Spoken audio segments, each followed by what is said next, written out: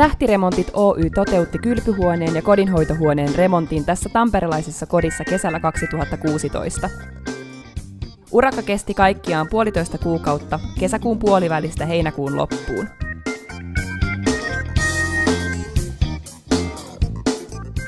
Ennen purkutöiden aloittamista kulkuväylien pinnat sekä kalusteet suojattiin huolellisesti. Suojauksen ansiosta esimerkiksi hyllyissä ja kaapistoissa säilytettäviä tavaroita ei tarvitse siirtää toisaalle, mikä tekee remonttiin valmistautumisesta helpompaa kaikille osapuolille.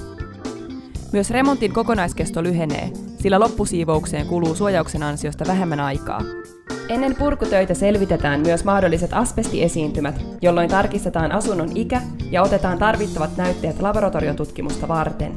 Mikäli asbestia havaitaan, asbestin purkutyöt hoitaa alan ammattilainen.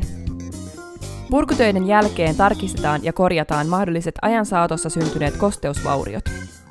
Ennen vesieristystä ja laatoittamista lattiapinnat tasoitetaan ja seinäpinnat koolataan suoriksi. Tässä kohteessa vesieristys toteutettiin vesieristelevyillä. Vesieristelevy on helppo, nopea ja luotettava vaihtoehto kosteiden tilojen vesieristämiseen.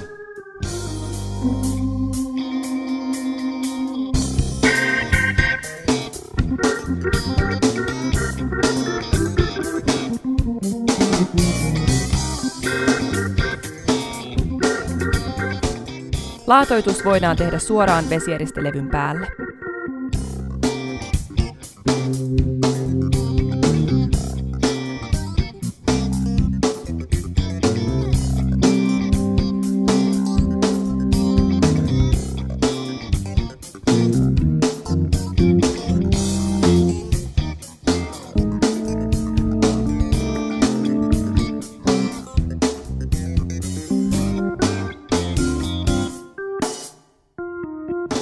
Kylpyhuoneen seinä- ja lattiapintojen laatoittamisen jälkeen Poreammeelle rakennettiin uusi kehikko, joka myös laatoitettiin kauttaaltaan.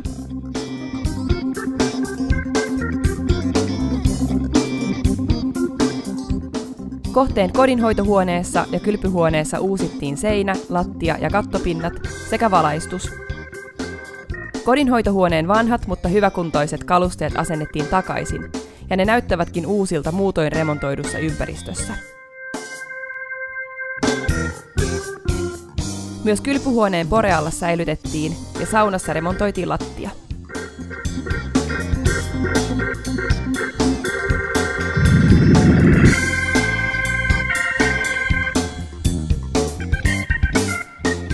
Luota sisäremonttisi Suomen suurimmalle.